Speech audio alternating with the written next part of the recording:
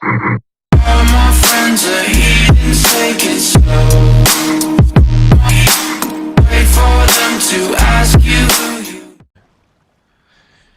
Welcome everybody, welcome to another MagDK build video. First of all, I want to make sure that I mention that this build video is only for Battlegrounds. I would not recommend taking this build into open world. Why only Battlegrounds? Because Cyrodiil's felt like trash recently, and so Battlegrounds is pretty much the only place you can have fun nowadays. Okay, I'm still Imperial. We added Vampirism. Using the Atronach Mundustone, and for the food, we are using Clockwork Citrus Fillet.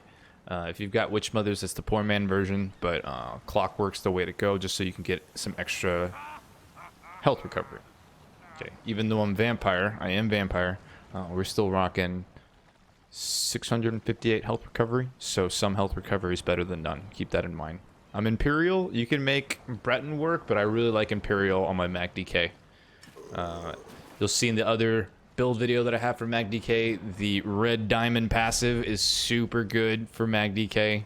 I'll just quickly touch base. The most important part, reduces the cost of all your abilities by 3%. This includes Magicka.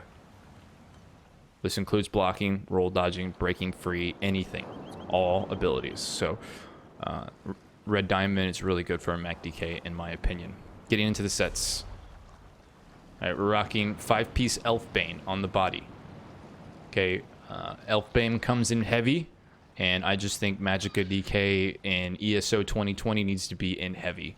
Light armor, you're going to do a lot of damage in light armor, but you're also going to feel so much more squishy. Life is tough as a MagDK, so I like heavy. So we're going Elf Bane, and then we're going Grothdar.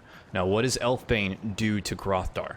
Grothdar has a 10-second cooldown on it. So it will tick, let's see, 2.3k flame damage to all enemies every 1 second for 10 seconds.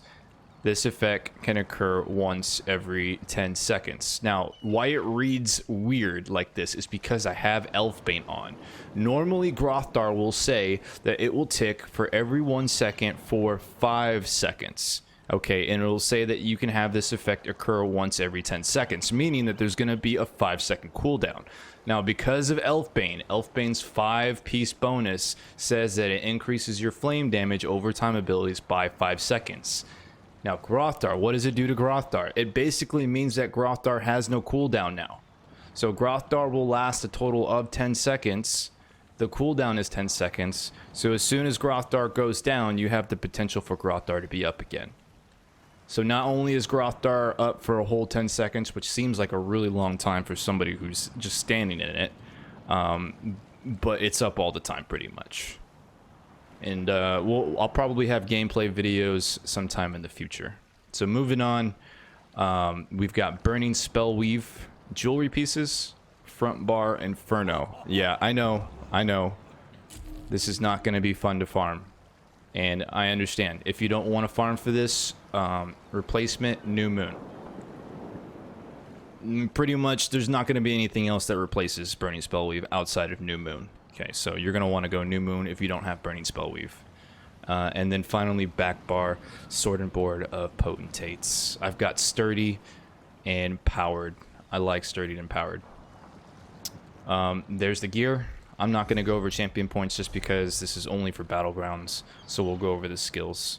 I went over the red diamond passive. Okay, so this is the back bar. This is the Sword and Board bar. We've got Engulfing Flames, Coagulating Blood, Elusive Mist. I know some of you guys out there who are watching this video might cringe at me using Elusive Mist, but let's just think about it this way, okay? BRP dual wield is OP.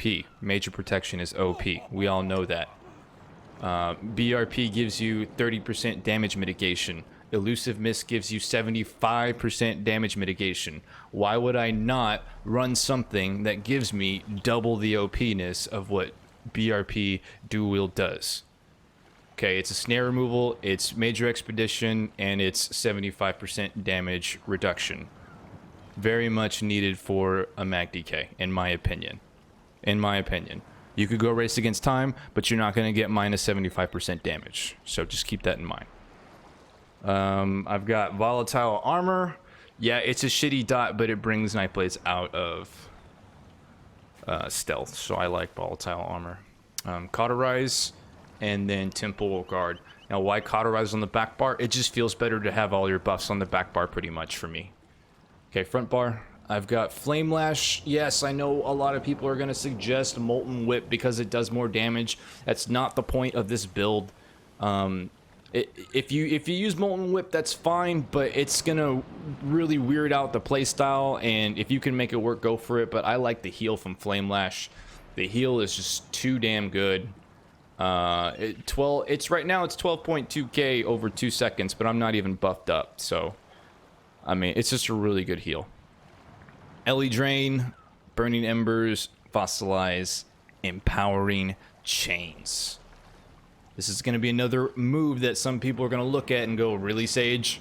Empowering Chains? Isn't that a Zergling ability? Well, seeing as you're using Grothdar does a lot of fucking damage on this build, by the way. You're going to use Chains just to close the gap. This isn't the one where you can just spam, okay, and it refunds your cost. No. You have to use this strategically. It doesn't refund your cost, okay, but this is just meant so that way you can close the gap if somebody's trying to get away from you. Boom, you're just still pressuring them with that Grothdar. All right, and then Ferocious Leap. I would go with Ferocious Leap. I wouldn't go with Standard. Ferocious Leap is up very quickly. It helps you with Sustain. Okay, we're not running any kind of Sustain outside of recovery on the jewelry pieces. More leaps equal more Sustain. So there you go. I don't have a title for this build. I haven't thought of some nerdy title yet, but who knows? Maybe you'll see one when I release the video. Here's a MagDK build video. I've been having a lot of fun with it. I hope it helps other people. Good luck with it, and yeah, until next time. And by the way, look out for a Mag Warden video coming soon too. All right.